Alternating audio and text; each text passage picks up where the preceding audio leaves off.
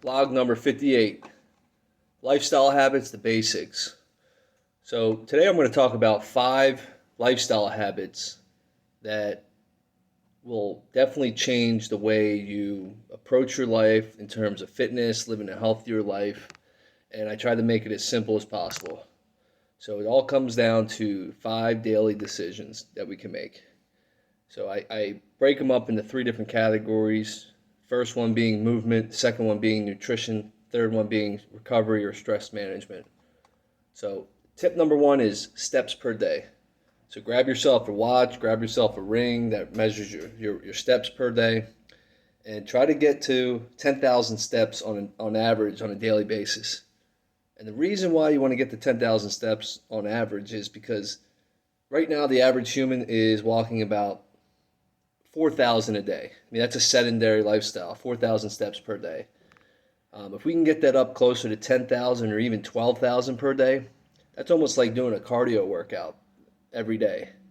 So when we increase our steps per day, that's a good indicator of our lifestyle. Now you move from a sedentary lifestyle to more of a active lifestyle, and that's what we want to be. We want to be more active, because if we're active, we're going to be able to manage our weight better. We're not going to, our health problems will start to fade. So a lot of benefits with getting our steps up to 10,000 per day. Not to mention that if you walk after meals, it's going to help with your digestion. It's a great way to take a break throughout the middle of the day. You know, you can have some, say you're stuck on a problem. You know, you go for a 10-minute walk. You know, there's a good chance that some idea is going to pop in your head that's going to help solve that. If you don't believe me, try it yourself. And just remember that on average, 10,000 steps, or for on average 10 minutes of continuous walking is 1,000 steps. So that's the first tip is steps per day. Tip number 2 is weight train, and that's weight train 2 times per week. So you're going to train with weights 2 times per week, preferably a total body routine where the exercise movements are the fundamental movement patterns, which is squatting, hinging, pushing, pulling, carrying something, crawling, jumping, running if you can. These are all fundamental human movements that we all should be doing. Common excuses or common responses that I get is, I'm too old. You're not too old. There's people in their 80s that are in other cultures that are exercising this way, and this is just how they live. So we live in a culture that's sedentary. We live in a culture that makes you believe that you can't do any of these things. You got to rely on other means, and it's just not true. So strength training alone is also going to help strengthen your bones, your ligaments, your joints, your muscles, and it's super important as you age. Not to mention that when you build muscle, it costs more calories and protein to maintain. So you can intake more calories and more protein and kind of get away with it if you have muscle on your body. So that's number 2. Number 1 is steps per day, 10,000. Number 2 is weight train. Number 3 is going to be nutrition, and it's going to be 80% full. So eating smaller portions or eating until you're 80% full is going to help increase your digestion, your energy levels, your weight management. It's going to increase your satiety.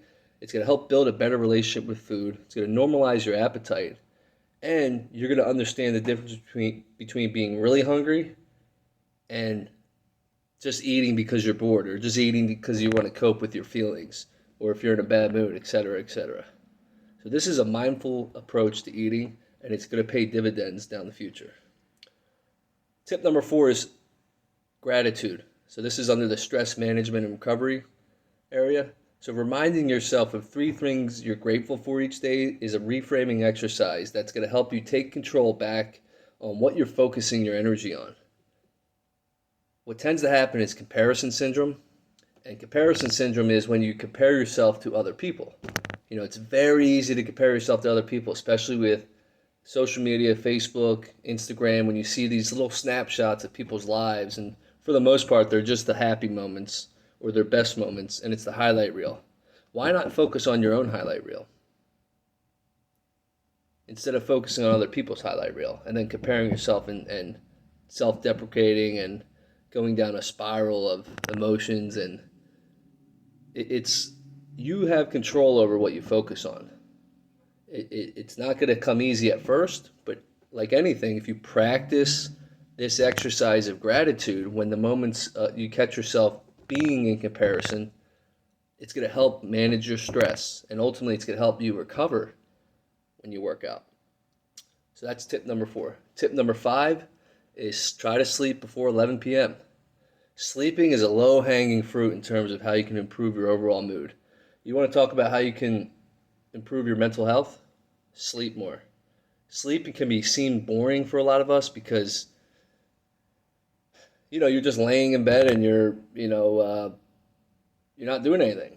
A lot of us are overstimulated before we go to bed. We spend our whole day being in a stimulated state of cell phone and TVs and screens. We're just looking at screens all day, from one screen to the next, from the TV screen to the cell phone, from the cell phone screen to the laptop screen, from the laptop screen back to the TV screen, and from the TV screen back to our phone. And then it's just a constant flurry of screen time, and you're not realizing, but what that's doing to your what you're signaling to your body is that you're in high alert. You're in this constant state of seeking stimulation without you realizing it. So by the time it's bedtime, you're tired. You're not that tired. You're when you lay down and you try to close your eyes, there's a lot of static going on because you just, for the last 6 hours, and especially if you're watching screens or entertaining or stimulating things an hour before bed, you're gonna have trouble falling asleep. So what tends to happen is it's a feedback loop. You're gonna end up not getting good sleep, and then you end up being in a bad mood. Then you end up medicating yourself with the same thing that's getting you in the mess in the first place, which is overstimulation. So if we can start to go to bed before 11 o'clock and shutting off devices at like 9 o'clock, 9:30, just try it. What do you have to lose? Not to mention that the reason why sleep is so important is because it's going to recover our physical body, especially during the first couple cycles of our sleep. So what do I mean by that is we have these cycles. We go from a waking state to a somewhat of a sleep state to a lighter sleep to a deep sleep, and then back up to a lighter sleep and then to a wake state. And we go through that cycle every 90 minutes. Now, every 90 minutes, you're going to go in and out like that. And then one first cycle, the second cycle, the third cycle are really devoted towards physical repair. Organs, repairing our body's most precious items to keep us alive. And then after that, it's gonna go towards our brain. Detoxifying our brain, getting all the waste out. Have you ever had a bad night's sleep and you wake up and I just feel brain foggy? Well, it's because your brain was trying to take out all the garbage the night before, and it didn't get to do the whole process. It got cut short because you didn't have a full night's sleep. So that's ultimately what happens.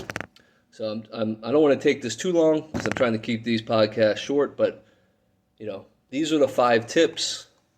You got steps per day, 10,000, weight train 2 times per week, eat 80% full, practice gratitude, and try to sleep before 11 p.m. Talk to you soon. Bye.